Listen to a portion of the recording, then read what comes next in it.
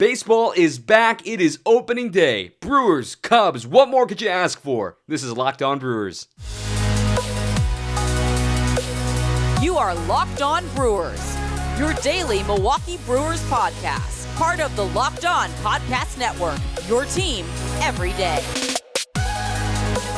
After all of the turmoil this offseason, after a condensed spring training, after a nasty lockout, after injuries and pulled hammies and everything in between, there is baseball being played today. Hi everybody, I'm Dominic Cotroneo. Thanks for making us, Locked On Brewers, your first listen of the day. Look, we're finally made it. It's opening day. I'm thrilled. Vinny is thrilled. And as you can tell by the title, today, Jeff Levering is thrilled, and he is joining us as the TV voice of the Brewers coming up in just a little bit. Let's get some news out of the way here, though, first. Yesterday, we found out who the backup catcher is going to be, and that is Victor Caratini. The Brewers made a trade for the Padres backstop, remember, former Cub, so it looks like he's going to make it to Chicago in time today to face his former ball club. Reminder, he was part of the Yu Darvish trade a couple of years ago that sent him to San Diego and a haul of prospects back to Chicago. But the Brewers sent Brett Sullivan, who was a candidate to be the backup catcher, and outfielder in Double-A Corey Howell to complete the trade. The Brewers also received cash considerations from the Padres. So it looks like Victor Caratini is slotted to be your backup catcher for the 2022 season. We'll dive into more in tomorrow's episode about what to expect from Victor Caratini, given today is opening day and it's going to be Omar Narvaez behind the plate. But just know this, switch hitter, 28 years old, from Puerto Rico. He's got more pop from the left side than he does the right side, but it's a backup catcher. It's not going to be as much pop as, say, a Manny Pena, but there is an opportunity here, kind of like Pedro Severino, in that his framing numbers and his receiving numbers can maybe be a little bit higher, and maybe there's a project in the works coming up for the Brewers catchers and what Omar Narvaez can spread and the coaching staff can spread to Caratini as he learns the craft behind the plate with the Brewers and how they do things out here in Milwaukee. So that was a trade number one. The second trade was more on the minor league side. Alex Jackson was acquired from Miami. A little bit of big league time for him last year. Also sent Hayden Cantrell and Alexis Ramirez, a pitcher. Cantrell, an infielder, and he's somebody that Brewers evaluators really liked, so I'm sure they're torn to lose him after a full year of development from him. But Alex Jackson's going straight to AAA since they just lost Brett Sullivan, so now he and Mario Feliciano will be splitting catching duties down in Nashville. So that was the other trade he saw as well yesterday. So with that out of the way, Jeff Levering is our guest today, and we couldn't think of a better guest. I mean, maybe Uke. I'm kidding. We couldn't think of a better guest to have to open up the season. They're at Wrigley Field. Him and Bill Schroeder, a.k.a. Rock, and Sophia Minert. Everybody's going to be down there. It's going to be a blast today on Bally Sports Wisconsin. We really hope you all tune in. Vinny and I really, really enjoy working with Jeff. It sounds, you hear it all the time, like, oh, he's such a great guy. He's all this, like, when you talk about broadcasters, but it means a little more with Jeff. He truly is one of the nicest dudes I've ever come across in baseball. And you look at these broadcaster booths that we have here in Milwaukee between Jeff, B.A., Rock, Sophia, Dillard, Uke, Lane, now Josh, Vinny, Kashawn, Daria. I mean, these are all top-notch human beings, and I'm just so grateful to work with these people, and I'm so excited that opening day is back today. We are watching games that count, y'all, and we get to watch it with our friends, and we get to watch it with somebody that's just as excited as you. So I won't delay any further, but real quick, we're going to remind you that, of course, today's episode is brought to you by BetOnline, our good friends at BetOnline. Look, they're the number one source for everything you need for sports info and betting needs and any of the odds, lines, and props. Look, it's Masters Week. Maybe you got one eye on the Masters app right now and also getting ready to watch some Brewers baseball. They've got everything going on BetOnline. It's your continued source for all your sports wagering information. You can head to their website today, and you can learn more about the trends and get in on the action. They've also, if you got the last few seconds here before the baseball season begins, that there is some future stuff to bet on for over-under win totals. They've got who will be MVP, who will be the home run leader, things like that. So it's all at BetOnline, where the game starts. And now, please enjoy our interview with Jeff Levering. Happy opening day, everybody. There is a baseball game being played today, Jeff. How excited are you right now?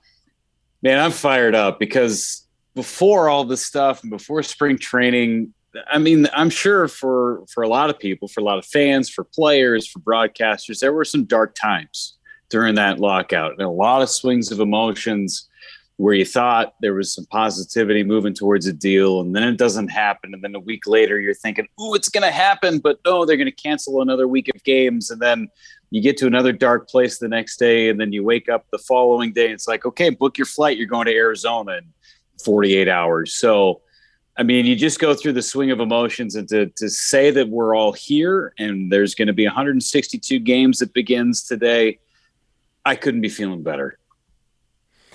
Yeah, no, I think you share the same sentiment that a lot of us share, and it's like we can't wait for the season to start. And yeah, I mean, I thought at least we're going to miss a month, and here we are, we're playing, and spring training went by in a blink of an eye. And I think it was, what do you think about that shortened spring training? Personally, I love the fact that it was so short and it was quick and everyone in and out, everyone's ready for the season. Your thoughts on that? Yeah, I think it worked for everybody. I'd say the hitters appreciated it more than the pitchers did. And I think the fans get a lot more out of it too, to be honest with you, because they see the stars in there in day one. You think about a normal spring training, right? Whatever a normal spring training is these days, those stars don't play until maybe the second week and they get their 25 or 30 at bats. Whereas this year, Christian Yelich was in the lineup in game one out of Camelback Ranch. He doesn't debut until 10 days into spring training at home in front of his fans. Now he's playing against Clayton Kershaw on the Dodgers because he needs to get his ABs. I thought the truncated thing was great for the hitters. I think the pitchers probably would have liked one more start.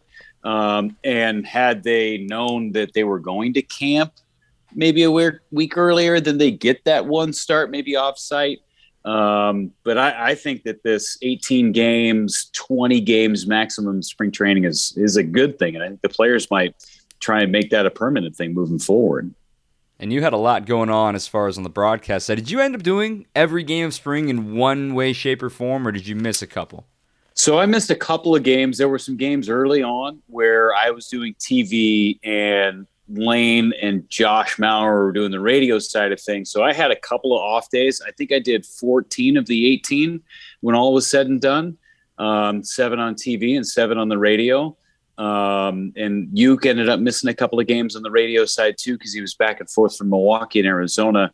But I did 14 of the 18, which I was just fine with. It allowed me to climb 2 mountains in one day, get some pool time, and it was great. It was a good spring. We'll get into that too, for sure. But yeah. I wanted to just follow up with, for folks who aren't aware with what's going to go down this year, at least in the TV booth, as far as the division of games.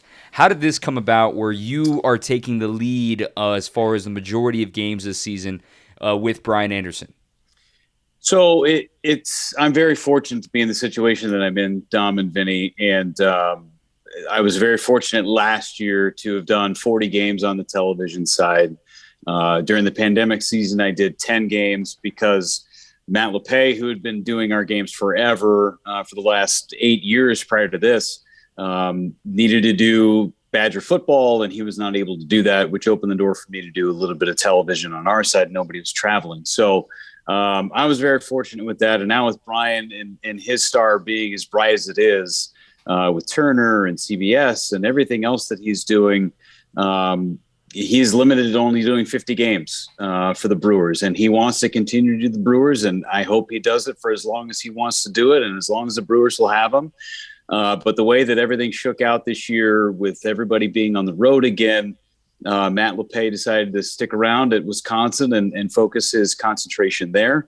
Which led me to do some more television on the road, which is great. Some home games too. So it's going to work out with BA doing his 50 games, and then whatever games he's not on, I'll get to fill in on the television side, which ends up being the majority. And then for every other game, I'll be on the radio with either Uke or Lane, whether it's on the road or at home. So that's kind of how it's going to work out. You kind of stuck with me for 162, whether it's on the TV or on the radio side, but I've been doing that for the last 8 years, and I couldn't think of a better organization to be a part of. Well, you're so humble. You say that, you're so fortunate to be in this situation, but make no bones about it. I mean, I enjoy listening to your calls, Jeff, not to make you feel awkward or anything. I mean, you're very talented. Sorry about that. But you're very talented. And look, in between the two of you guys, I can have you. I was almost thinking about having like a call off, like play a clip and see who can make a better call on the clip. Anyway, Jeff we'll wins. do that for another show. Dom would win. Dom would win Jeff for wins. sure. but this is going to be a show for sure. But anyway, I wanted just to get your kind of the background of where it all started for you. We usually like to ask this at the top of an interview, but we're in the middle of it here now. And how did it all come about? Where did you start? Enlighten us a little bit on this. Yeah. So, I mean, it's kind of I'll do a Cliff Notes version of it. I played college baseball, Division III college player, much like yourself, Chapman University. We missed your loggers by by a year, unfortunately. You graduated in 03, and then we played against you guys in 04 as I was a junior. So I missed you. But I played college baseball, and at 5'10" and didn't really have a position, could hit a little bit. I knew that it was not going to work out for me in the professional ranks. I majored in broadcast journalism, and as soon as my college career, I had an internship at Fox Sports West and Prime Ticket in Los Angeles. And as soon as I graduated, all those things happened within like 7 days of each other. A routine fly ball to left field in Appleton, Wisconsin is how my college career ended too in the College World Series. So fitting that I ended up at the Brewers in the big leagues. But, my internship ended. They ended up saying, you know what? They didn't tell me to stop coming in, and my key kept working. So I just kept showing up. And then one producer after another hired me for different jobs. And then lo and behold, one day they need somebody to fill in at Angel Stadium. So I'm doing the radar gun, and I'm running peanuts and notes up to Steve Physiok and Rex Hudler. And I'm working in a big league stadium. And I started on the production side, and I learned everything on the production side. And I had a blast doing it. And then an opportunity came up in high Class A Rancho Cucamonga in 2006 to fill in on a couple of Saturday broadcasts. And I did that. I'd never had any radio experience. Wow. So I ended up doing that and didn't suck bad enough to where they just kept asking me to come back. There's another great story that involves that first broadcast, but you don't have enough time on the podcast. So maybe another time. But so I ended up getting the job after that following season, was in Rancho Cucamonga for 3 years. We were on a station that was so small that you couldn't hear it unless you were in the parking lot of the radio station. That at sounds night. so minor league. And it was, and I negotiated the deal. I mean, we had X budget, and I mean, I got the job in Rancho, and they said, "Oh, by the way, we don't have a job. We don't have a radio station. So this is what we have for a budget. Good luck." And this is the one radio station that gave us the time, and it was all Spanish all the time until we came on the air, and they had no idea what baseball was or what baseball radio was. And I'm really fortunate because I could make 140 mistakes over the course of that first season, and nobody was listening to it. It was pre-Twitter and all this other stuff. So I was really glad that happened. I could try out all these god-awful home run calls and all these cliched things that I thought were so funny because I was trying to be great, and I wasn't. And I was just trying to learn who I was. So they ended up hiring me back, which is great. For the 2008 season, I got better following that year. Ended up getting a job in Double-A in 2010 with the Springfield Cardinals. It was between me and Aaron Goldsmith, who is the voice of the Mariners now. I finished second in Frisco, which Aaron got. He finished second to me in Springfield, which is kind of cool. And that's how our relationship began as, colleagues in 2010. He leaves and takes the Pawtucket job in 2012, leaves and gets the Mariners job. I take his job in Pawtucket in 2013. And I was in Pawtucket for 2 years before getting the job at the Brewers, where I worked with Josh Maurer, who's now on the radio side, for 1 year in 2014. So kind of a winding road of 8 years in the minor leagues, from the West Coast to the middle to the East Coast, and then back to the middle with the Brewers. And it's been a wild ride ever since. And again, very fortunate to be in the situation that I've been in, to ride the coattails that I've been able to ride, and just be in the right place at the right time with the right people. That's how it all kind of came about. A beautiful story. And for a minor league grinder, for somebody that, with minor leagues opening this week, AAA started on Tuesday, it's a great reminder that a lot of guys, even this last last few years of hiring cycles have been minor league guys making it up there. So it always makes my heart warm when I see guys that make it up there the right way. Yeah, and I appreciate it too. And there are a lot of people that have, not to say that they haven't done it the right way. That's the wrong way to phrase it. But everybody has their own path.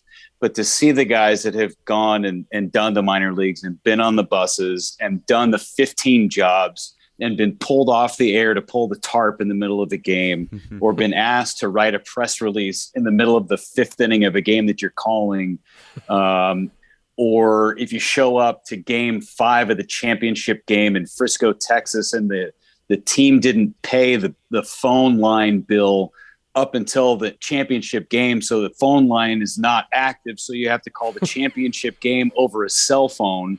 Like, these are things that kind of shaped me to who I am, and like a rain delay in the big leagues is no big deal. These little things that happen over the course of a season are no big deal, because I have lived that life in the minor leagues, and roster changes and you're worried that it doesn't get to the league office in time, and you feel like you're going to play with an illegal lineup card or whatever it is. You don't know a guy's active until he's getting loose in the bullpen in San Antonio. That's real life. Like, that is, I lived that life for 8 years, and I couldn't imagine doing it any differently, to be honest with you. Does it get easier? So they say in the big leagues, the game gets a little bit easier, right? I know there's some truth to that, but that wasn't the case for me. Hit 140 in the big leagues, but does it get easier? I mean, if you don't focus on the stage, which I did as a player, I can see that point, right? The batter's eyes are better. You can see the ball better. The lights are better. The fields are better to field a ground ball. So is that the same idea as a broadcaster? I think it is. It does get a little easier. The stage is bigger. Yes. The lights are brighter. You are more exposed in this situation, so you better be ready for it. You still have to put in the work. At the end of the day, your preparation is still the preparation that got you to that point. You don't change that just because you get to the big leagues. I certainly haven't changed that. I would still be using the same scorebook that I used in the minor leagues if I didn't have to share one with Uke and pass it back and forth in the middle of a game, right? So, again, another story for another time. But it does get easier because you can just focus on one thing. You can focus on your broadcast for that particular night. You know the players. There's so much more access to the players. There's so much more information about the players. Where you're an A-ball, you are the information. If you don't go get that information, you don't have anything. Plus, you're doing the notes yourself, which is part of your preparation anyway. So in the big leagues, in one way, yes, it is easier because the access and the knowledge of the people that are there is so much more easy to obtain. But you got to be good. You got to be good. You got to be cognizant of what's behind you. I always am looking over my shoulder, even though I feel like I'm in a pretty good place. I know I continue to work hard and I continue to get better because I like my job.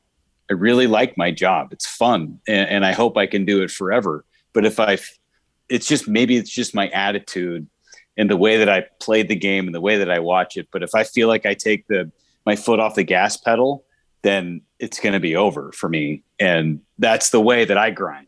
I grind with my foot on that gas pedal, and I never want to let it go.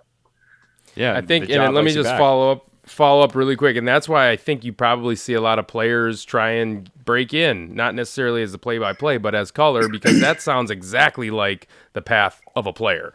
So that's kind of really cool. Yeah, for sure. And it's hard for a player to jump in too, because you don't know the medium, right? It's hard to just jump in and know what the buttons do to make a broadcast work, right? Or when you should jump in or when you shouldn't jump in. People have been sitting in dugouts forever. I used to sit in a dugout in the minor in college or even in high school and just mess around and interview players and just try and be funny. And they're like, oh, I guess you could do that. But I didn't know what I was doing at that time. But it does take a lot of skill to do it and to do it right. And it takes time and repetitions and the opportunity to do that too. Jeff's been a blast. We really, really enjoy having him on the show so far. Still more to come, but before we do that, I just want to remind you that this show is sponsored by Rock Auto. Look, there are so many makes and models these days, it's impossible for your local auto chain parts store to actually carry all the parts your car could need. You can even be interrogated, it feels like sometimes when you're at the counter, where they're a question like, oh, what is it, this model? Is it the SE? Is it the LSE? Is it four-wheel drive? Is it two? Look, enough. You know exactly what you need. They probably don't have it. They can click around on the computer all day long. You can go to rockauto.com today and get exactly what you need. Look, you can spend more at the auto chain store if you want. I mean, a 30%, a 50%, even double 100% markup if you go to a chain store as opposed to Rock Auto. They've been serving do-it-yourselfers for over 20 years, and they're a family-owned business that keeps prices reliably low for everybody who uses their site.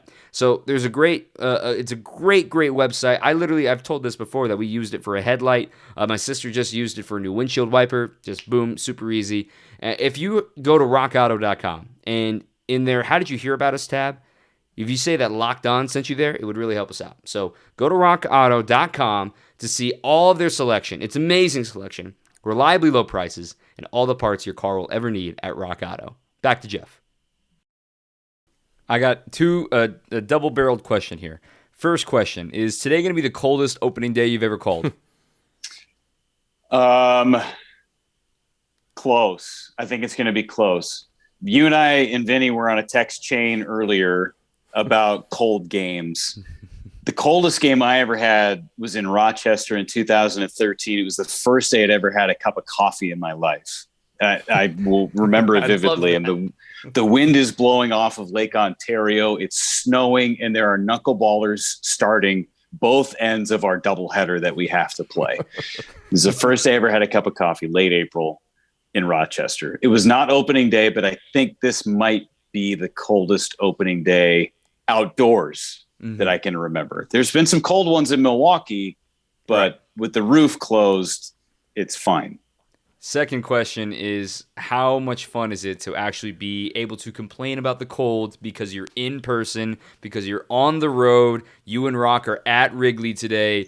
Take us through why this is so great and how much this really helps your job.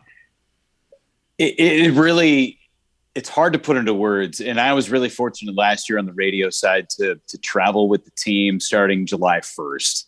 So we, as broadcasters, we had to do a lot of hard work last year, and the people on the technical side even had a tougher job than we did. But doing a radio broadcast or even a television broadcast off of monitors is it's a skill. It really is. It's hard to do because you think about baseball and all the moving parts and all the people that could be moving at one particular moment. It's hard to capture on just one screen. So you have the multiple screens, and you hope that those screens are all matched up and synced up video-wise to what you're listening to. And 9 times out of 10, those things were not in symphony. So just think about that for a second as you're trying to listen to a radio broadcast, and we're trying to fool everybody into the sights and the sounds of what's happening as we're watching the grass grow at American Family Field, physically watching it grow in front of us with the growth lights on. While they're playing in San Diego or in Los Angeles or something. So to be here, to feel what Wrigley's going to feel like, to see it, to touch it, to be a part of it. Wrigley went through this massive transformation with the press box, and it's totally different. So Rock's going to walk in there tomorrow, and he's not going to necessarily know what door he's walking into. He's going to see a deeper booth. He's going to see press dining that looks different. He's going to see actual heaters that work. Granted, he's going to see physical windows in front of him, not windows that you have to take out if you want to take them out and then they don't go back in. These windows actually slide, and you can open them and you can close them. That's a brand new thing to Wrigley. That's such a niche thing to know about, though, too. I think a lot of our listeners are like, what are they like? No, this is huge news. Yeah, it's like the windows, they were either in or they were out. So if it was 70 degrees outside one day and then the temperature dropped like it does here in the Midwest to 50 or to 45 the next day, those windows weren't going back in. So you were done. You were totally done. So bring your thermo gear. I'm really fortunate. I'm glad the production team is back and they can be here to feel what it's like to be in the ballpark again, to be in these road cities. It's really important to be able to tell these stories with everybody in front of you, to be able to smell the old beer that's at Wrigley, right? The peanuts that you can hear crunching under people's feet, to hear Wayne Mesmer sing the national anthem, and to actually see it physically and see the dormant ivy on the wall out Wrigley. I mean, it's going to be special tomorrow. And I think Rock will kind of downplay it a little bit, but there's going to be a piece of him that is really fortunate. He hasn't been on the road since all of his heart stuff too. So it's a big deal. It's a big deal for him. It's a big deal for most of the broadcasters out there too, that they're back on the road. Yeah, that's awesome. That's awesome. I'm getting goosebumps thinking about it. Seriously, I am. I can't wait. I can't wait for opening day. Are you guys in the camp of it should be a national holiday? I think so. Yeah, and I think everybody should play day games. Yeah, I agree. There shouldn't be any night games. It should just be wall-to-wall day games on opening day. That's me. And kids shouldn't have to go to school. It should be a national holiday. That's me. I agree. I definitely agree with that. So transitioning into the team, like, what do you think about this group? Obviously, there's not been a ton of moves. There's a couple of additions, but I mean, really, like, the pitching is intact. One of the best pitching staffs I've ever seen. So, give us your rundown on what you think about the Brewers' chances this year, not only to make the playoffs, but maybe make a deep run into the playoffs. Yeah, I don't know, Vinny. I think they're going to stink, to be honest with you. Yeah. Really bad pitchers, no Cy Young candidates, really terrible bullpen. To be honest with you, this they have reverse jinx. This is you couldn't say this about the Brewers organization for the last 50 years, where it's built on pitching, right? It was always, okay, well, they're going to hit, but are they going to be able to pitch? I don't know. Now it's, well, are they going to be able to hit? They can pitch. They're gonna be awesome on the mound. They've got 6 legit starters, even guys in the minor leagues that are legit. Their bullpen is nasty with Williams and Hader and Boxberger coming back and Cousins and Suter and whatever you want to throw out there. It is awesome. The pitching staff is awesome. And if all things go well and everybody stays healthy, there's no reason this team shouldn't win the division. The offense is always going to be a question mark, and offense is just, it's tough in Major League Baseball right now, right? Even you look at these stacked lineups like the Dodgers or even the Braves or the Yankees, they have these stacked lineups, but they're going to go through tough times. Everybody's going to go through tough times. It's going to happen. That's baseball. And pitching is ahead of baseball right now in technology. I think the Brewers offense is much improved from last year. Yes, there's some question marks, and you can go, well, it's going to be really good if this happens, or it's going to be really good if that happens. I think that they're going to be just fine. They're going to score plenty of runs. They're going to get plenty of wins against teams like the Cubs and the Reds and the Pirates. There's going to be dogfights against the Cardinals in the division.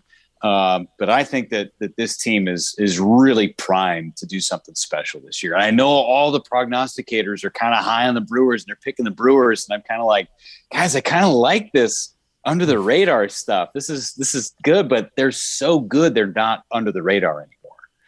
And they've earned that right, though, too. And the fact is, I mean, with Willy Adames, we can talk about it till the cows come home, the fact that Willy Adames changed his team. But at the same time, I mean, you got to do radio for the postseason, and seeing everyone on the national media kind of look at Milwaukee and realize, wait a minute, all of these guys are back next year, and in theory, you get better. And the guy that I think of personally of, wow, he's back next year, and he was great this year and should be better, is Freddie Peralta, and he's getting the ball in Game 3. You don't have to single out a single guy, but are there guys that you notice as far as from camp or even just from the end of last season that you feel may be poised for something really, really good here in 2022?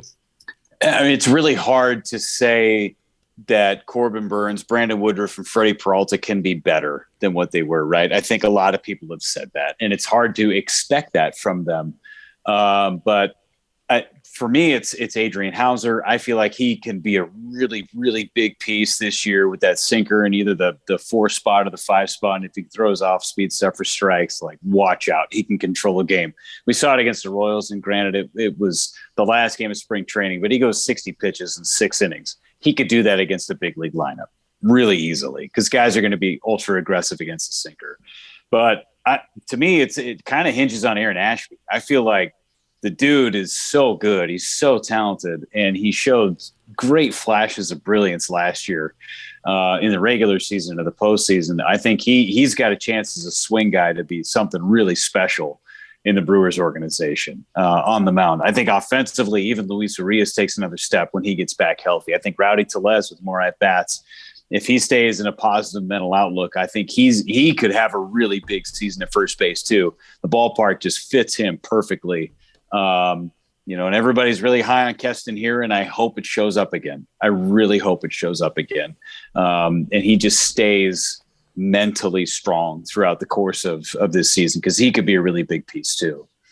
And let's look ahead though too, because the other amazing thing about next year is that we get the chance to see everybody, that the league gets to go wide, and that you get to see, is there a team, not necessarily because of like the Brewers are going to beat them, is there somebody that you really want to see next season that the Brewers would match up against in 2023? I know we're getting ahead of ourselves here on opening day, but it just popped up into my mind just now when you said that seeing more people are seeing our guys and it's getting out there.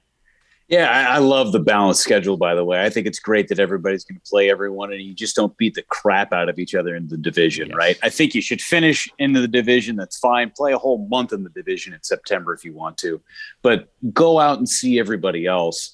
It's kind of like playing the field, right? I mean, not that I've been married for 10 years now, but it's like, hey, let's get out there and let's go see some things. I think it's great. I love seeing Ohtani. I love seeing Trout. I mean, the Angels – it's fun to see that team.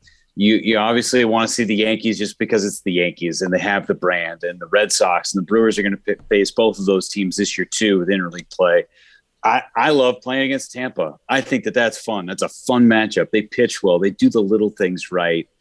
They run a great organization. That's another team that I would want to see. And I hate to pick on the East, but man, are the Blue Jays going to be good or what? That cow. Offense and some of the pitching and oh my gosh, I could watch those guys all day long. They are going to be really, really nasty, and it's crazy what they got going on north of the border, because you could see it could happen for a long time up there too, the way they're currently constructed. But those guys are young. Yeah, they're really good. I'll leave you with a little more fun here as we get ready for opening day. Looking back to last year, we've asked everybody we've had on, and look, let me issue a my bad here that it's taken us till opening day 2022 to get you on the podcast here. I mean, we've got Josh, the new guy, in his first week of arriving to the Brewers. We've had Sophia, we've had Brian, we've had Rock. We still need to get Lane. I think Uke has my message somewhere in there, but I'm surprised you haven't interviewed my kid yet, man. I thought Brock was going to be on there at some point. He's been on Vinny's actually. Demos. Vinny demoed his swing. Edwin Encarnacion Jr. Let's go, man. But I want to ask you, what was your moment of the year last year? And I think I already know the answer to this because I was sitting right behind you when it happened. But what was your moment of the year last year? I would say there's two. Number one's a Vogelback home run, the grand slam, which is just like we were all sitting there going, man, this game stinks. There's nothing about this game that is good. And then they load the bases in the ninth inning and you're going, come on, they're not going to do this. They're doing this. This Vogie's doing this. I think that was number one. And then number two, to be in the moment when the Brewers clinched the division and to see the confetti raining down and to be sitting next to Rock and have you back there and Renee and to celebrate that with a cool Miller Lite when we signed off on the air and just have that experience, to have that call in that moment. That was really special too. And one that I don't take for granted. And it's not like I thought about what I wanted to say, but I'm really glad with the way that it came out, because they partied. And they partied hard, and they had a really good time, and they earned every second of it. Well, let's make ssure there's a lot more partying to come this year in 2022. Opening day, Jeff Levering, thank you so much for joining us today. We hope you have a great call this weekend. Stay warm, obviously. Hopefully we stay dry enough over the weekend, but it looks like we're playing ball today. Yeah, layers are up, fellas. Thank you so much. You guys are doing such a great job of the podcast. I listen to every single episode. Keep up the good work, guys. And can't wait for a great 2022. You are Locked On Brewers, your daily Milwaukee Brewers podcast. Part of the Locked On Podcast Network, your team every day.